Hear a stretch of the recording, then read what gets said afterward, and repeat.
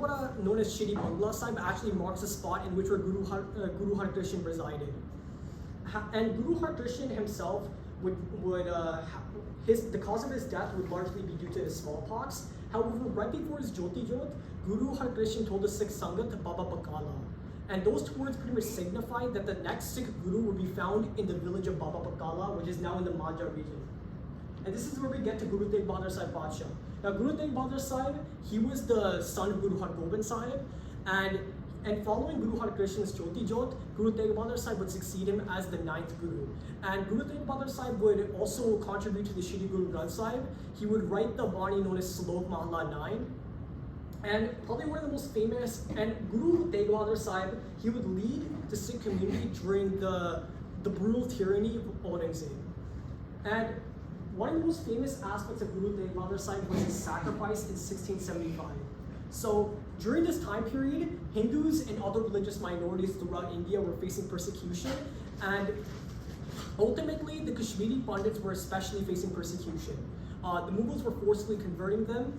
Their institutions were being destroyed by the Mughals, and as a result of this, the Kashmiri Pandits, they sent a delegation to Guru Tegh Bahadur Sahib, who was residing in Shri Anandpur Sahib. And Guru Tegh Bahadur Sahib pretty much told the Kashmiri Pandits that if Aurangzeb wants to convert every Hindu living in India, then he would also have to first convert him.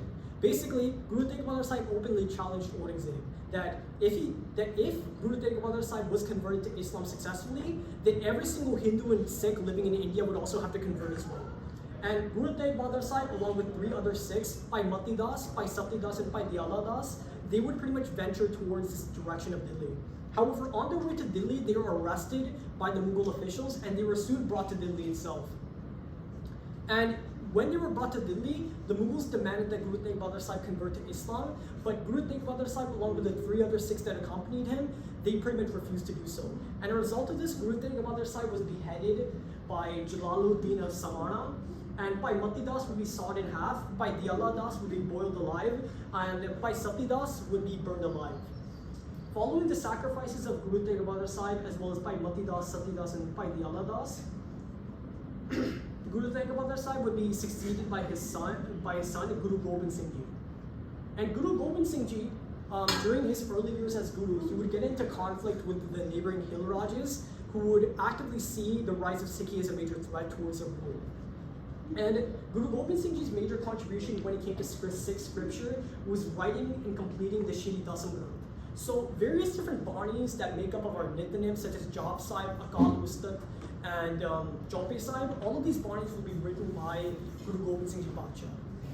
Other banis including Charitra Pakyan, the Hakayats, Zafarnama, along with countless other banis, all of these banis were written by Guru Gobind Singh Ji Badshah.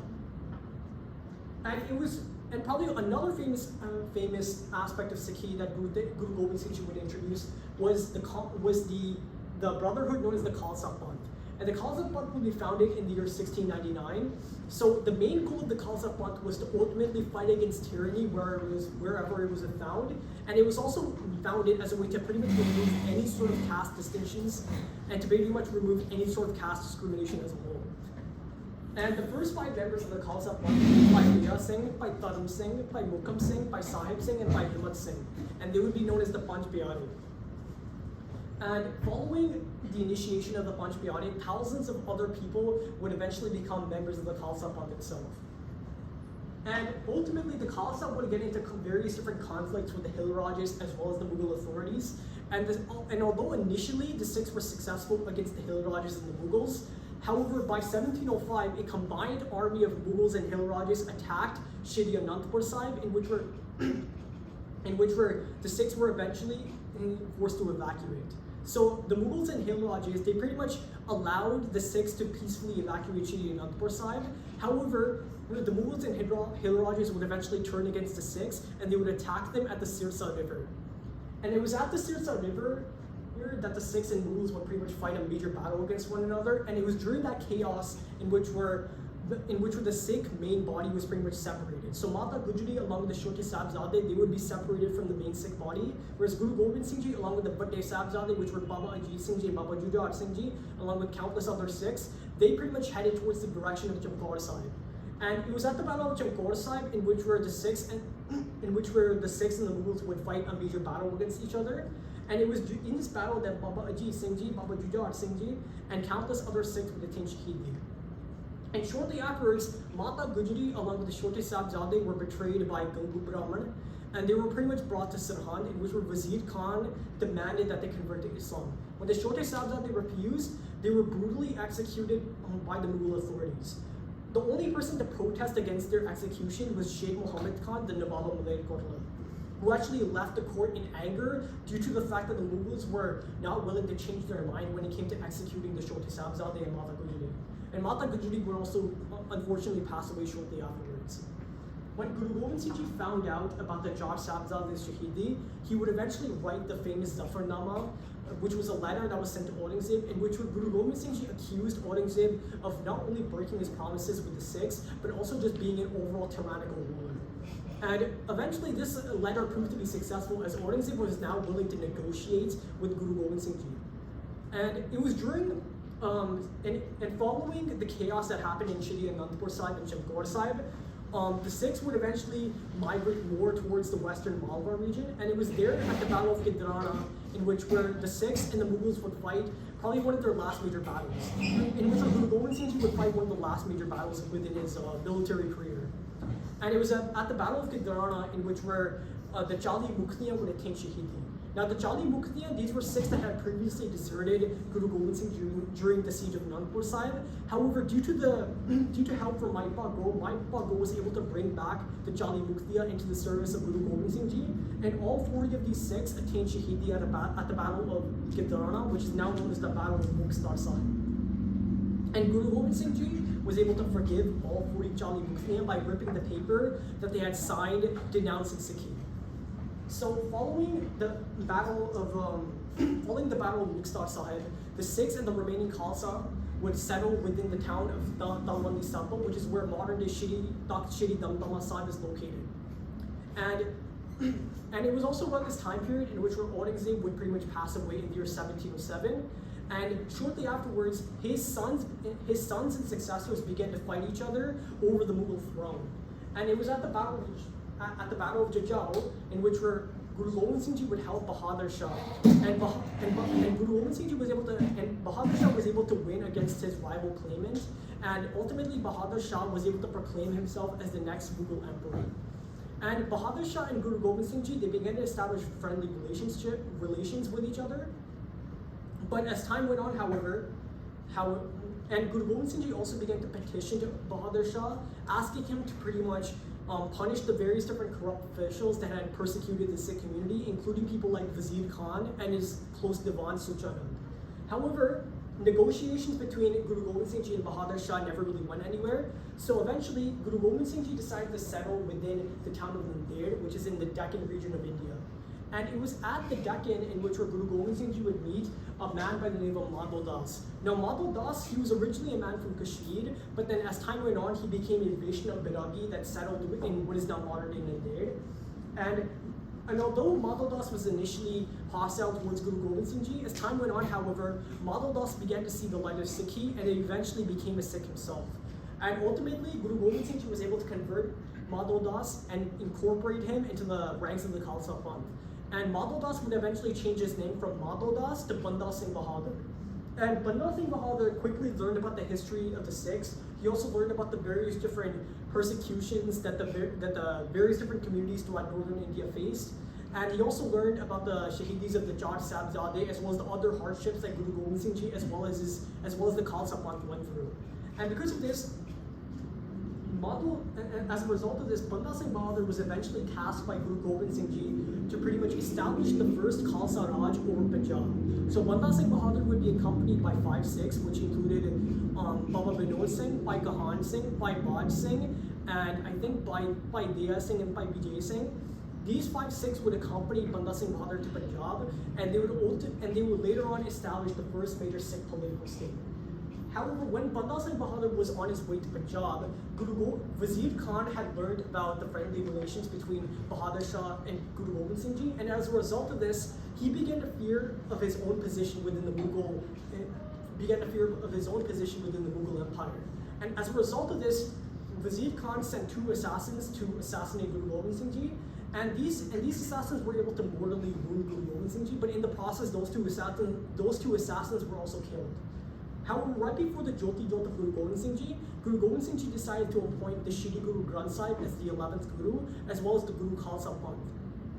And Guru Gobind Singh Ji would have his Jyoti Jot in the year 1708. Following the Jyoti Jot, and this is a manuscript of Shri Guru Granth Sahib, and this is actually the handwriting of Guru Gobind Singh Ji right here. And this is basically where we get to the period of Banda Singh Bahadur. Now, Banda Singh Bahadur, he was able to use hukamnamas written by Guru Gobind Singh Ji to gather thousands of Sikhs under his banner. And as a result of this, Banda Singh Bahadur was able to establish the first major Sikh political state. Banda Singh Bahadur was able to punish the executioners of Chote Sahibzade, Guru Tegh Bahadur Sahib, the executioners of Pir Buddhu Shah, and he was able to successfully defeat and kill Wazir Khan at the Battle of Chaparchiri, also known as the Battle of Sirhan. And Banda Singh Bahadur would also punish Suchanand as well as Sher Muhammad Khan, due to the fact that he had kidnapped a Sikh woman and attempted to pretty much get her forcefully married, but in the process, the Sikh woman committed suicide. And Sher Muhammad Khan, he would actually have the Sikh woman's body buried using the Muslim ceremony. But when Banda Singh Bahadur, when he learned about this, he actually headed towards Maletkootla, and he pretty much had the body reburied and had it cremated using the Sikh, using the traditional Sikh way, essentially. However, Banda Singh Bahadur never ended up destroying Maletkootla, largely due to the fact that the city was blessed by Guru Gobind Singh Ji, and that no harm or destruction would ever come to the city. And Banda Singh Bahadur would also mint coins in the name of the Sikh Gurus, such as Guru Nanak Dev Ji Patsha and Guru Gobind Singh Ji Patsha. And Banda Singh Bahadur would, and this is basically a map showcasing Banda Singh Bahadur's territorial holdings. However, unfortunately, Banda Singh Bahadur's Sikh state would be short-lived, and by late 1710, the Mughals were able to reconquer most of the territorial holdings that the Sikhs had conquered. And by 1715, a large Mughal army had besieged the town of Gurdas Nandal, in which Banda Singh Bahadur, along with hundreds of Sikhs, were captured, and they would be later taken to Delhi, where they would all attain Shahidi. And following the Shahidi of Baba Banda Singh Bahadur, the Sikhs would experience persecution under the various different governors that existed throughout Punjab. So Abdul Samad Khan, he ruled over Lahore between 1713 to 1726, and he would greatly persecute the Sikhs during that time period.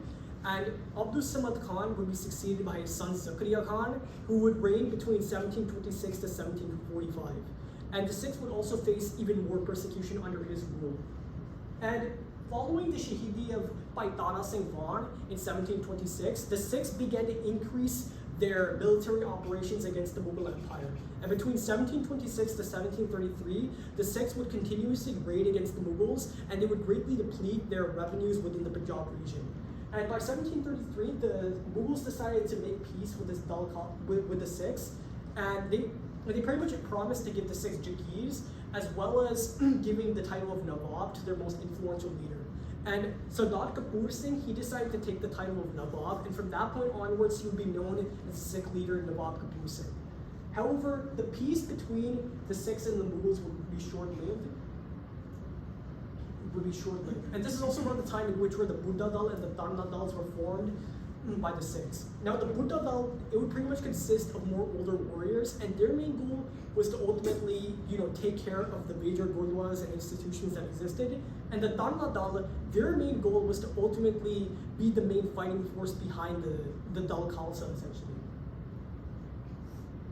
And this is where we get to the Shahidi of Bhai Mani Singh. Now, Bhai Mani Singh, he was a very close devotee of Guru Gobind Singh Ji. He, along with Baba Deep Singh Ji, would help standardize the Shri Guru Granth Sahib. And during the persecution period of the Khalsa, the Sikhs had a very difficult time when it came to hosting any major events within Shri Harmandir Sahib. And Bhai Mani Singh, he decided to ask the Mughal government for permission in order to host a Diwali festival in Shri Harmandir Sahib. The Mughals decided to allow Bhai Mani Singh to host the event. However, what happened was that the Mughals now began plans to pretty much ambush the Sikhs at Amritsar and pretty much kill them in a mass slaughter.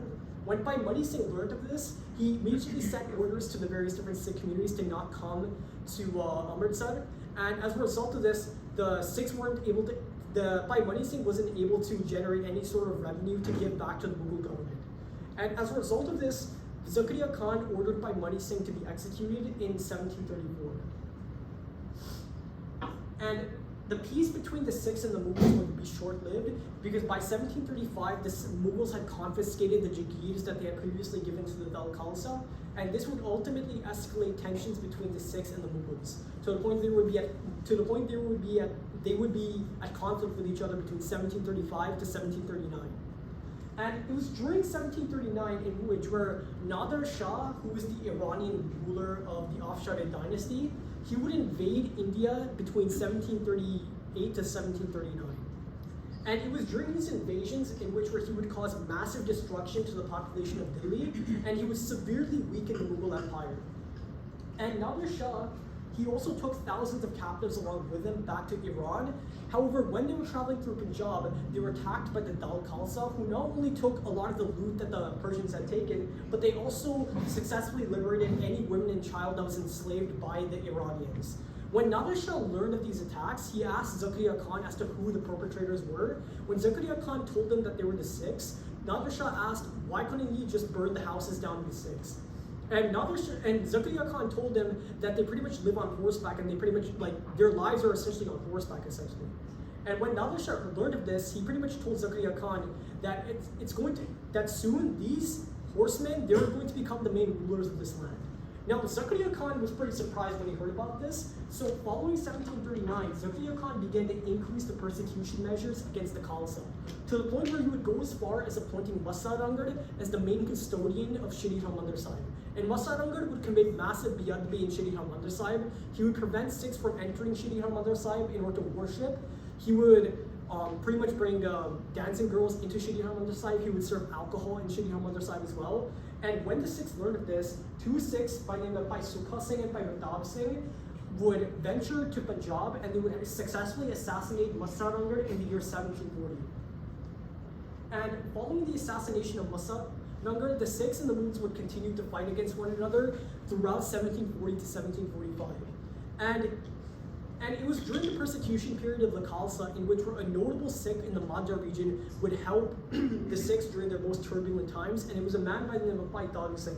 Now, Bhai Taru Singh, he was the orphan of a Sikh warrior, and he, along with his mother as well as his sister, would help the Dal Khalsa anytime they were hiding within the various jungles of Punjab. And eventually, a local Chaudhry reported Bhai Taru Singh over to Mughal authorities, and Bhai Taru Singh was eventually turned over to Zakaria Khan. And Zakaria Khan actually ordered Bhai Taru Singh's in order to pretty much humiliate Bhai Taru Singh, he ordered the Mughal authorities and the Mughal soldiers to cut Bhai Taru Singh's case off. However, when that was unsuccessful, he instead ordered Bhai Taru Singh's entire khopri to be peeled off, essentially. And before Bhai Taru Singh was about to be executed, Bhai Taru Singh told Zakaria Khan that he would pretty much die as a result of his own shoes. And following Bhai Taru Singh being scalped alive, Zakaria Khan would face various different urination problems. And as a result of these urination problems, he basically consolidated the top doctors throughout Lahore. However, nobody was able to help him out. And eventually Zakaria Khan found out that the only way to solve his urination problems is if he got the shoe of Bhai Taru Singh and he slapped it all over his face pretty much. And Zakaria Khan, he took the shoe of Bhai Taru Singh and he pretty much slapped it repeatedly onto his head. And although Zakaria Khan was able to relieve himself of his urination problems, he would ultimately die within the year 1745. Now, Bhai Taru Singh, he had actually managed to survive being scalped alive, and he survived for multiple weeks on end. And when Bhai Taru Singh, when he found out that he had outlived Zakaria Khan and that he died as a result of his prophecy, Bhai Taru Singh himself would also pass away in the year 1745. And Zakaria Khan, he would be succeeded by his son Yahya Khan, who would become the Subedar of Lahore. And Yahya Khan, and it was during the period of Yahya Khan in which a Mughal official by the name of Jaspat Rai would get into a conflict with the Sikhs in the town of Aminabad. So the Dal Khalsa, they would get into a conflict with Jaspat Rai in Aminabad, and as a result of this clash, Jaspat Rai would be killed. Now, Jaspat Rai's brother, Lakhpat Rai, he would pretty much vow vengeance against the Sikh community. And after vowing vengeance, Lakhpat Rai, along with Yahya Khan, would perpetrate the Shota massacre, in which thousands of Sikhs were massacred by the Mughal forces. Shortly afterwards, Yahya Khan's position as Subedar of Lahore was challenged by his brother Shah Nawaz. And Shah Nawaz basically was able to usurp the Subedarship over Lahore, and he ultimately demanded that the Mughal government in Delhi recognize his control. However, when he realized that the Mughal government was never going to recognize his position as Subedar of Lahore, he decided to with the advice of Adina Beg Khan, was able to invite Ahmad Shah Abdali to invade India. Now, Ahmad Shah Abdali, he was actually one of Nader Shah's generals, and he actually accompanied Nader Shah during his invasion of India. And in between 1747 to 1748, Ahmad Shah Abdali would invade India for the first time. And it was during his invasion that Ahmad Shah Abdali was able to successfully take Lahore, during his journey towards Delhi, he was defeated by Mir Manu at the Battle of Manipur. And following this victory, Mir Manu was appointed as the new Subedar of Lahore. Now, Mir Manu had a close official by the name of Diwan Goramal, and Diwan Goramal himself was a Sahajtari Sikh. And the Mir Manu's government was able to arrest Lakhpat Rai, and Diwan Goramal, he was able to take custody over Lakhpat Rai, and he handed Lakhpat Rai over to the Dal Khalsa, who had him tortured to death. And Diwan Goramal, he was actually able to forge a military alliance between the Sikhs and the Mughal government in case of any future invasion by the Afghans. However, this alliance would be short-lived, as in 1752, Diwan Goramal would be killed following a battle with the Afghan forces. And it was during the third invasion by Ahmad Shah Abdali in which Punjab would come under the control of the Afghans. Now, Abdali, he actually was pretty fond of Mir Manu, so he decided to allow him to continue acting as a Subedar of Lahore. And Mir Manu would further persecute the Sikh community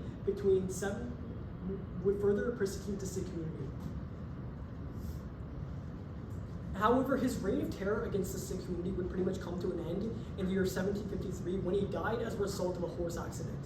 And following his death, chaos and the destruction of law and order began to ensue between 1753 to 1756. And this would eventually culminate in Ahmad Shah Abdali invading India for a fourth time between 1756 to 1757. And it was during these invasions in which Abdali would kidnap and take thousands of captives back to Afghanistan. However, it was during these raids in which the Dal Khalsa would attack the Afghans, and they would liberate any captive woman and child that was about to be taken back to Afghanistan in order to be enslaved. And the Afghans, basically they began to see the Sikhs as a major threat towards their rule in Punjab. So they had Shri Harmandir Sahib destroyed in May of 1757. And as a result of this, Baba Deep Singh Ji, who was the leader of the Shaheed al-Misl, and he was also a close devotee of Guru Gobind Singh Ji, he, along with an army of Sikhs, basically marched towards Amritsar, and they were able to successfully liberate the city in November of 1757.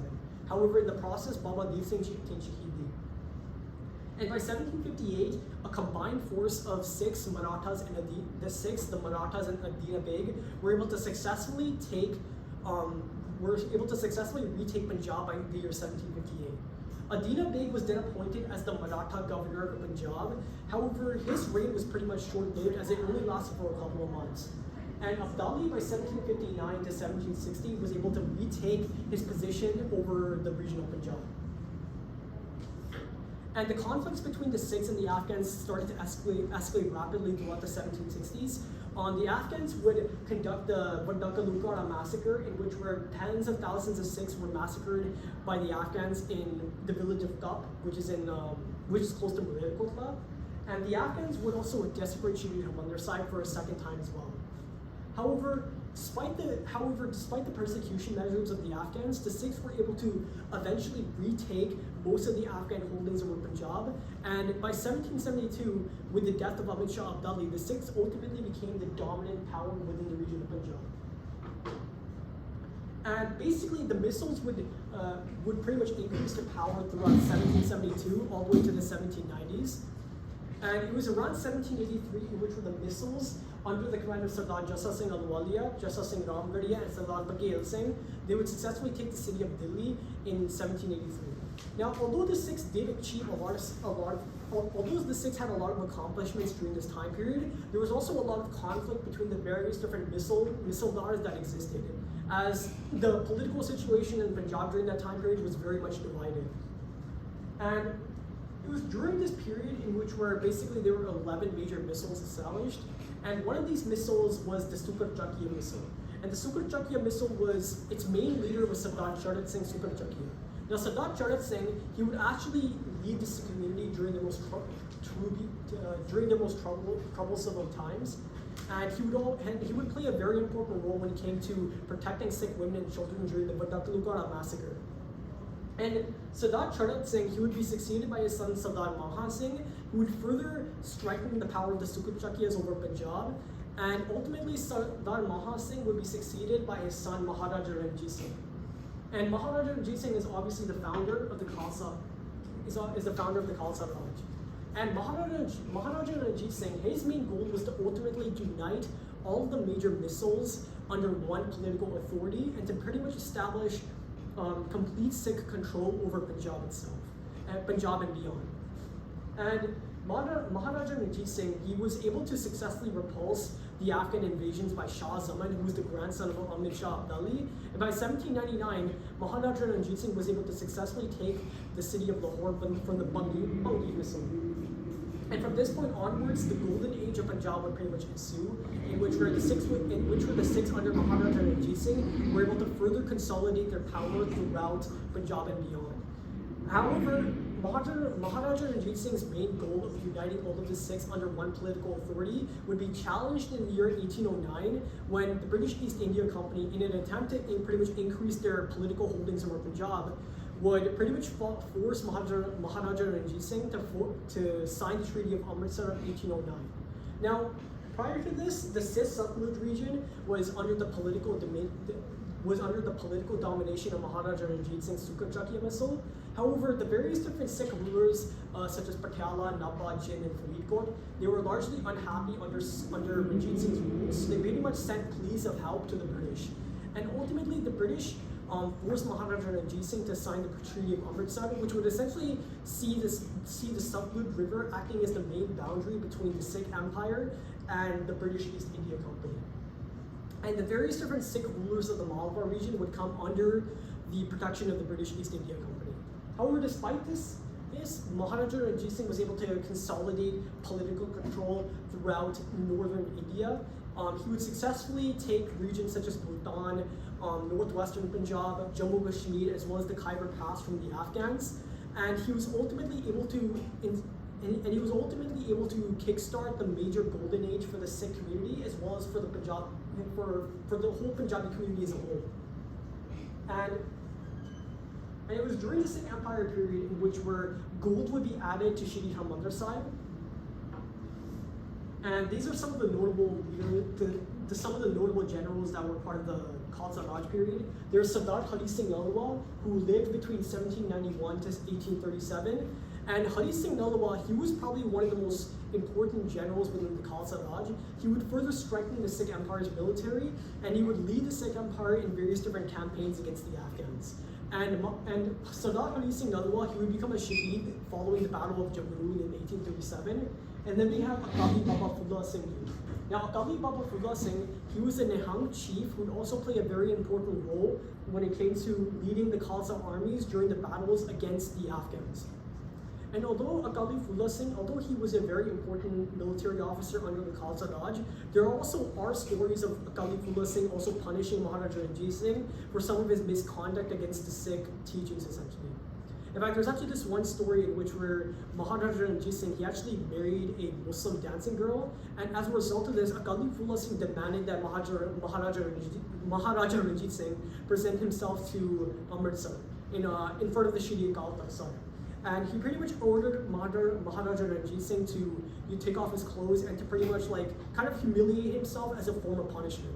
So even though Akali Fulla Singh, even though he was mostly just a general within the court of the Sikh Empire, Maharaja Ranjit Singh still showed a lot of respect and dignity towards him. And Akali Fulla Singh, he would actually attain Shahidi in the Battle of Nowshera in 1823. which is now in like close to modern-day Peshawar. And it wasn't just Sikh commanders that were part of the Khalsa, and it wasn't just Sikh commanders that were part of the Khalsa Raj's military. We also have some European officers that were part of the Khalsa Raj as well. And this is John Francois Allard. I might be pronouncing that wrong, and then there's John Baptiste Ventura. And these were basically two military officers that joined the ranks of the Khalsa Raj following the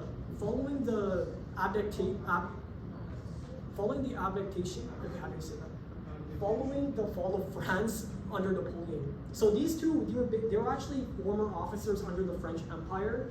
And when Napoleon was removed from power following the Napoleonic Wars, these two actually headed towards Asia in order to seek further employment. And these two would actually further militarize the Sikh Empire's military. They would make it more modernized on the same level as that of the European powers. And yeah, they actually would play a very important role as to how successful the Sikh Empire was when it came to their military might. And this is a map of the political boundaries of the Khalsa Raj. As you can see, they were like one of the largest empires to exist within northwestern India at the time. And they were also one of the last major empires to be conquered in India itself. However, following the death of Maharaja Ranjit Singh in 1839, the Khalsa Raj would ultimately fall into decline between 1839 to 1849. And there were various different factors that led to the fall of the Khalsa Raj, including weak and incompetent rulers, political intrigue, political instability, and overall corruption within the Khalsa Raj's ranks. And these various different factors led to the Anglo-Sikh Wars, in which the Khalsa Raj was defeated in both of those wars, largely due to treachery from its own ranks. And as a result of the First and Second Anglo-Sikh Wars, the Khalsa Raj would come under the control of the British East India Company. And from here, we pretty much enter the British colonial period, in which Punjab would essentially come under the direct control of the British Empire. And it was during the British colonial period in which a notable Sikh leader by the name of Baba Maharaj Singh, he would actually lead various different revolutionary activities against the British East India Company. However, ultimately, Baba Maharaj Singh's revolutionary activities would come to an end, as he would be arrested by the British authorities and would be exiled to Singapore around, I think, the mid-1850s. And he's actually one of the first Sikhs to actually enter Singapore itself. So, then we get to... One interesting thing to note, though, is that during the 1857 mutiny, in which Indian soldiers serving under the British East India Company began to revolt against the British, the Punjabis, for the most part, were actually supporting the British. And there was actually a couple of reasons as to why that's the case. Now, the first main reason was that many of these sepoys, or many of these Indian soldiers, were also supported by the Mughal ruler. In fact, many of these sepoys had actually proclaimed Bahadur Shah II, who was the last major Mughal ruler, as the Emperor of India. And this didn't really sit well with the Sikhs because they did not want to see the resurgence of the Mughal Empire. They assumed that if the rebels were successful with a rebellion, then it could result in the resurgence of the Mughal Empire within India. And as a result of this, they didn't want that to happen. And the second reason is that many of these Indian soldiers had actually helped the British East India Company when it came to the First and Second Anglo-Sikh Wars. And as a result of this, they saw their main intent of breaking away from British rule as kind of hypocritical. And as a result of this, most Sikhs generally supported the British against the sepoys during the 1857 mutiny. And the British were able to defeat the sepoys, and this would pretty much mark the end of the British East India Company in India, and it would pretty much mark the end of direct British control over the Indian subcontinent. Now, as a way to further increase the revenues within Punjab, the British began to establish various different canal colonies in central Punjab, and basically this was basically done as a way to further increase their revenues. And this actually proved to be very successful, as nearly 1 million Punjabis would settle within these new canal colonies established within central Punjab. And following the fall of the Khalsa Raj period, various different institutions within Punjab, such as the Gurdwaras, would come under the control of various different Mahants, such as the Udasis and the Nirmalas. And basically, Sikhi itself would go into decline during this time period, in which were various different movements such as the Arya Samaj, the Ahmadiyya movement, as well as Christian missionaries would really start to weaken Sikhi within Punjab. And this would eventually result in the formation of the Singh Sabha movement, which was basically a reformist movement it was basically their main goal as the way to sort of revive Sikhi within Punjab itself. And the Singh Sabha movement proved to be successful as tens of thousands of people were brought into Sikhi as a result of the efforts of the Singh Sabha movement. And it was because of the Singh Sabha movement that would later on lead to other future movements such as the Akali movement, as well as the formation of the SGPC. And Punjabis would also play a very important role in the First and Second Anglo-Sikh Wars, as tens of thousands of people throughout Punjab from various different religions and backgrounds would join the British war effort. Various different Punjabi princely states such as Patiala, Nabba, Jind, and Faridkot would also support the British during their wars against during their wars in Europe. And as a result of this, tens of thousands of Punjabis would also attain martyrdom during the First and Second World Wars. However, this section is primarily going to focus on some of the resistance against British rule within Punjab. And it was during this period, shortly after World War I, in which the Jallianwala Bagh massacre would happen in 1919.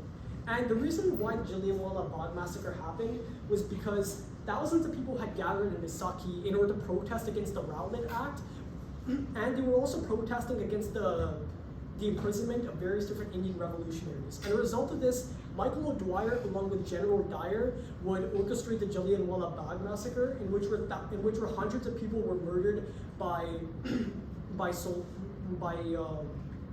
soldiers under the British Empire. And as a result of the Jallianwala Bagh massacre, anti-British sentiment began to rapidly increase among various different people throughout Punjab. And the Jallianwala Bagh massacre would especially have a very psychological effect on both Sardar Bhagat Singh as well as Sardar Udham Singh.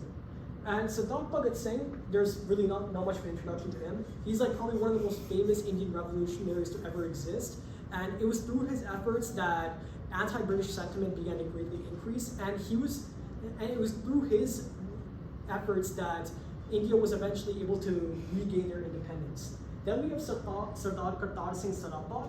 He was also a very well-known very much a well-known Punjabi revolutionary, and he would be one of the main people behind the Gaddar Party, which existed primarily in Western countries. And the Gaddar Party's main goal was to ultimately bring independence to South Asia as well from the British authorities.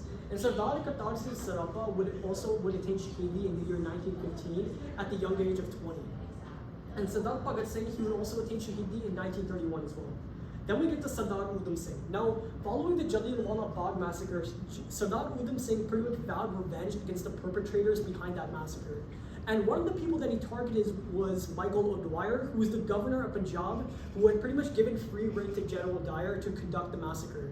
And it was during the late 1930s in which Sardar Udham Singh killed Michael O'Dwyer in the UK, and as a result of this, Sardar Udham Singh was arrested and he was made a Shaheed in the year 1940. And then, around the same time period, the Akali movement would pretty much begin. And the Akali movement's main goal was to essentially retake control over the various different gurdwaras that existed throughout Punjab. It was during this time period in which corruption by the Mahants would greatly increase, in which the Mahants would pretty much exploit the Sangat. And as a result of this, the Sikhs began to demand that the Gurdwaras come under the control of their own institutions. And the Mahant of Shri Nankana Sahib, he would pretty much orchestrate the Shri Nankana Sahib massacre, in which he would pretty much order the killings of hundreds of Sikhs who were protesting against the Mahant and his corruption. And however, the Akali movement proved to be successful as ultimately the SGPC was formed, and the vast majority of the Gurdwaras would come under the control of the Akalis.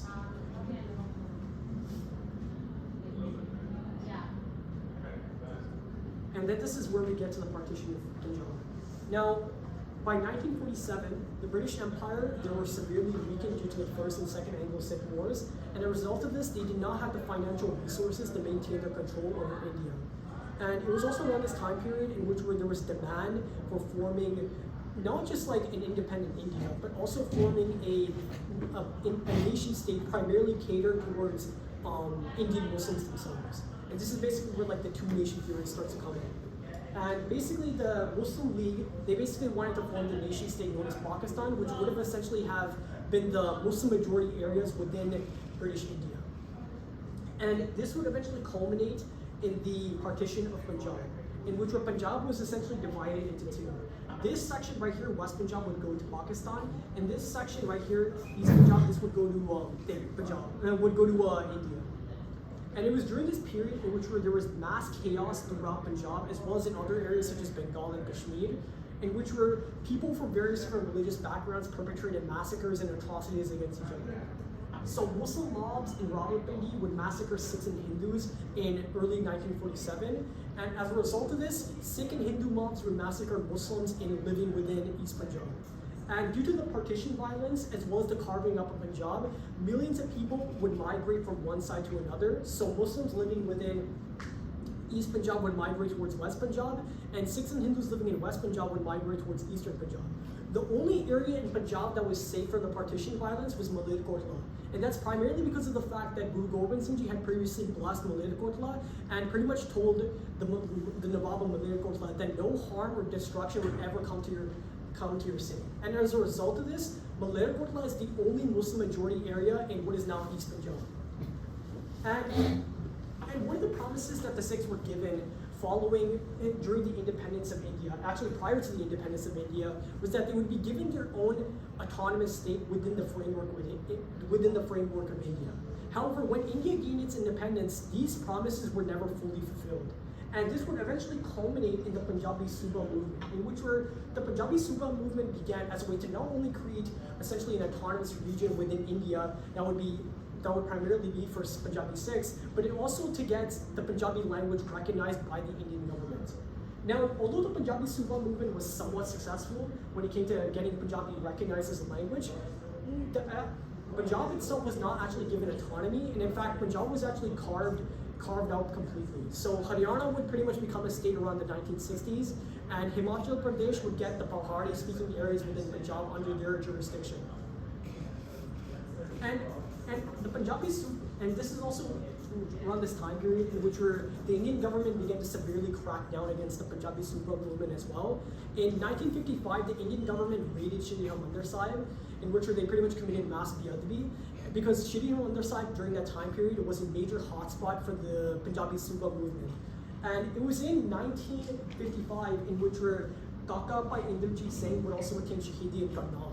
Now, Bhai Inderjit Singh, he was pretty much protesting against the Indian government in support for the Punjabi Suba movement, and he was raising slogans in support for the Punjabi Suba movement as well. And because of this, the Indian police had Bhai Inderjit Singh killed in the year 1955. And due to this somewhat unsuccessful ventures in the Punjabi Suba movement, this eventually culminated in the writing of the Anandpur Sahib Resolution. The Anandpur Sahib Resolution would have essentially have granted Punjab more autonomy, and it would have granted it more rights. However, the Indian government saw the Anandpur Sahib Resolution as more of a secessionist document rather than something that was mainly catered towards increasing the rights for Punjabis within India. And one of the prominent figures behind the advocation for the Anandpur Sahib Resolution was Sant Jarnail Singh Ji. Now, Sant Jarnail Singh, he was born in the year 1947, and he would also be a member of the Damdami Taksal. He would be taught by Sant Gurbachan Singh from a young age, as well as Sant Kartar Singh. And following Sant Kartar Singh's death in 1977, Sant Jarnail Singh would become the new Jethedar of Damdami Taksal. And it was during Sant Ji's time in Taksal in which a movement known as the Sant Nirangadis would emerge within Punjab. Now, many Sikhs began to see the Sant Nirangadis as a government-backed group in order to further weaken Sikhi within Punjab itself. The Sant Nirangadis, especially when it came to their leader, Sant Gurbachan Nirangadi, he would commit active beadbi against the Sikh community, and he would further antagonize the Sikh community as well. And the Sikhs under the leadership of the Akhand Sikh Dani Jatha, as well as Dam Iqbal, they would protest against an Nirangari convention that was held in Amritsar around 1978. And it was during this clash in which were countless Sikhs would attain Shahidi due to the Nirangari's actions.